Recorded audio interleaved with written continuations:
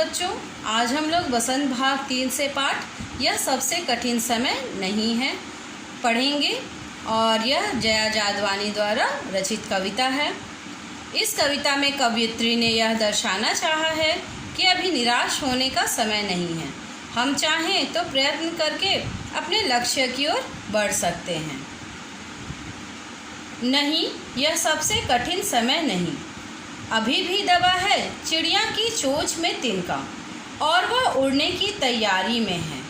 अभी भी झड़ती हुई पत्ती थामने को बैठा है हाथ एक।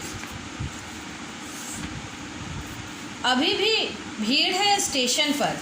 अभी भी एक रेलगाड़ी जाती है गंतव्य तक जहां कोई कर रहा होगा प्रतीक्षा।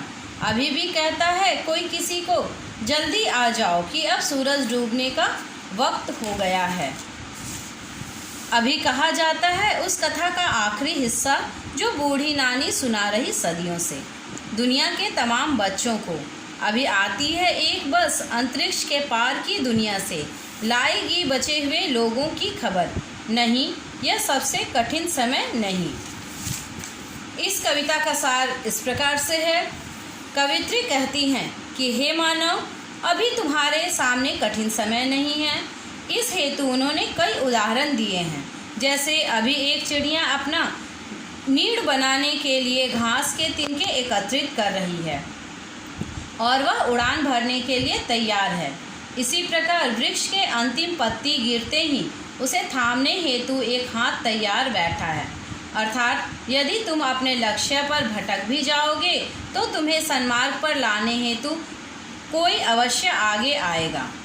फिर उनका कहना है कि रेलगाड़ियां मनुष्य को उसकी मंजिल तक पहुंचाती है। अभी भी एक रेलगाड़ी गंतव्य तक जाने को तैयार है। अर्थात तुम अपनी मंजिल की ओर बढ़ने में संकोच न करो। अभी भी कोई तुम्हारे प्रियजन के आने की प्रतीक्षा में आंखें बिछाए हुए बैठा है, अर्थात तुम्हारे प्रति अपने प्रेम को दर्शाता है। इसमें कवयित्री ने ममता व वात्सल्य की ओर संकेत किया है कि सूर्य अस्त होते ही यानी शाम ढलते ही घर में स्वजनों का इंतज़ार होने लगता है। कवयित्री ने यह भी कहा है कि सदियों से बूढ़ी नानी जो संसार भर के बच्चों को कहानियाँ सुनाती हैं, उनकी कहानी का अंतिम और महत्वपूर्ण हिस्सा शेष है जो शिक्षाप्रद है, अर्थात तुम अभी आगे बढ़ सकते हो। अंत में कवयित्री मार्मिकता से वर्णन करते हुए काल्पनिक रूप से कहती है कि अंतरिक्ष के पार जो बसें लोगों को लेकर गई थी, अर्थात जो लोग अंतरिक्ष के पार की नई जानकारियाँ प्राप्त करने गए थे, उनमें से कुछ मुश्किलों से जूझते हुए अपने प्राण गंवा बैठे, लेकिन जो बच गए हैं उनकी खबर बस लाने वाली है। वे अंतरिक्ष पार की नई जानकारियाँ लाएंगे। अतः हे मानव, तुम अपने उत्कर्ष और आशावाद की ओर मुख करके निरंतर लक्ष्य की ओर बढ़ते चलो।